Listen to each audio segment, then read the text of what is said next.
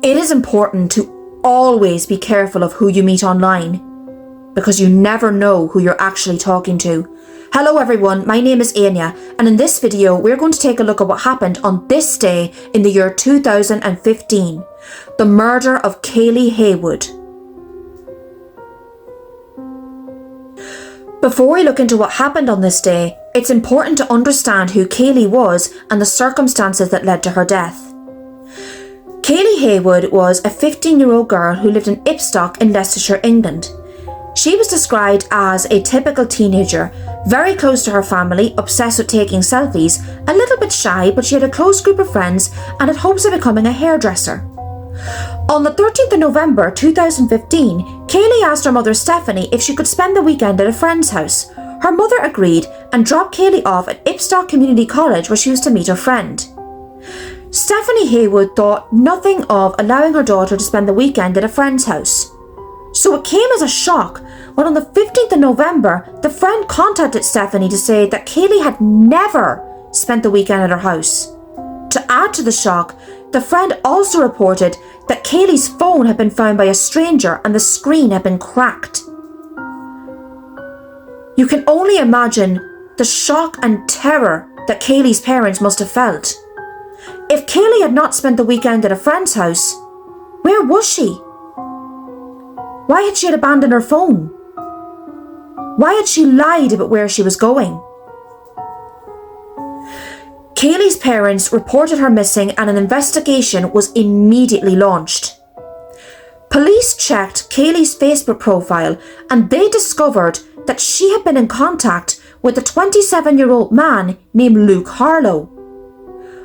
Harlow was someone who had not been known to any of Kayleigh's friends or family, but police discovered that he and Kayleigh had exchanged more than 2,000 messages since their first interaction on the 31st of October. Police examined Luke Harlow's message history and they discovered that he had invited Kayleigh over to his house on the weekend that she was supposed to stay at her friend's. Police questioned Luke Harlow and his next-door neighbour, Stephen Beatman. It was discovered that Harlow had invited Beatman over while Kayleigh was at his house.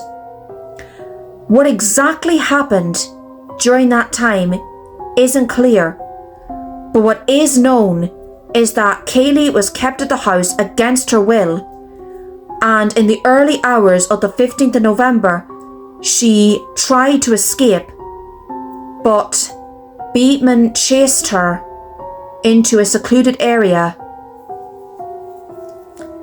where he savagely murdered her. On the 18th of November, the naked, lifeless body of 15-year-old Kayleigh Haywood was discovered by authorities. It was determined that she had died as a result of severe injuries to her head and face. Her injuries were so severe that she could only be identified through dental records. It was also reported that she had been raped. Luke Harlow and Stephen Beatman were both arrested in relation to Kayleigh's murder. In 2016, Luke Harlow pleaded guilty to 2 counts of grooming and false imprisonment. It was also revealed that prior to his interaction with Kayleigh, he had been grooming 2 other girls aged 13 and 15. He was sentenced to 12 years in prison. Stephen Beatman pled guilty to the false imprisonment, rape and murder of Kayleigh Haywood. He was sentenced to life in prison with a minimum term of 35 years. In 2021, just 5 years into his sentence, he died of a heart attack. Leicestershire Police, with the support of Kayleigh's family, released the short film Kayleigh's Love Story. This short film has been shown in movie theatres and schools with the hopes of educating young people about the dangers of meeting people online. The murder of Kayleigh Haywood serves as an important reminder that you should always be careful of who you meet online. because you never know who you're really talking to. Thank you so much for watching this video. I really appreciate it. My name is Anya, and we just looked at what happened on this day.